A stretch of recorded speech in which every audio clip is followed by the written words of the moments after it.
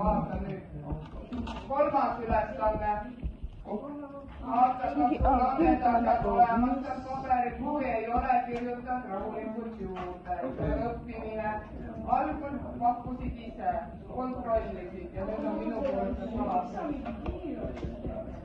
Aga osad mängivad juba telefoniga. Jaa, aga sa teed oma tempos peagi. Kellel on teine ülesanne tehtud, saab kolmandaga tegeleda.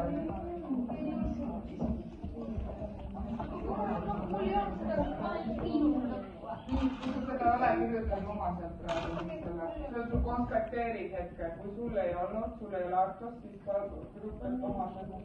Jah.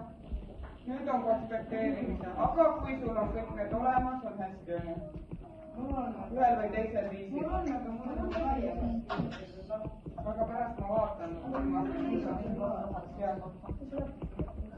Ja ma seletan üle seda lihtsalt.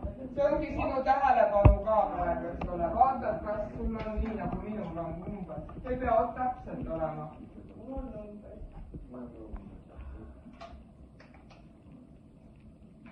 Vaata üle tabli, kas sul on sarnased asjad ka lehel. Kui ei ole, siis kirjuta juurde näiteks.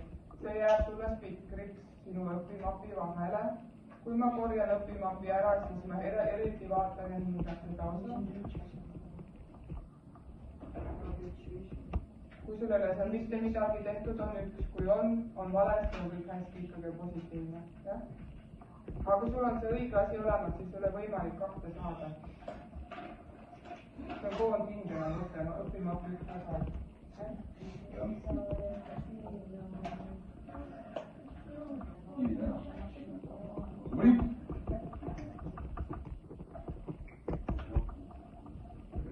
Vaata nüüd tahvli peale ja vaata, kas sa mõtlesid samad asjad internetist, kui ei leidnud, kirjutad selle omale paberile juurde. Ja mina saan väga lihtsalt pärast seda vaadata, kui ma õpimapp ära korjatud.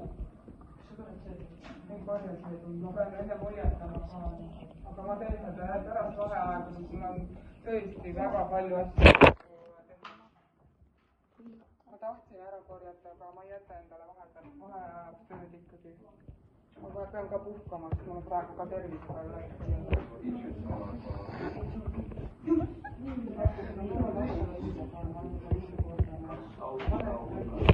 Mitä?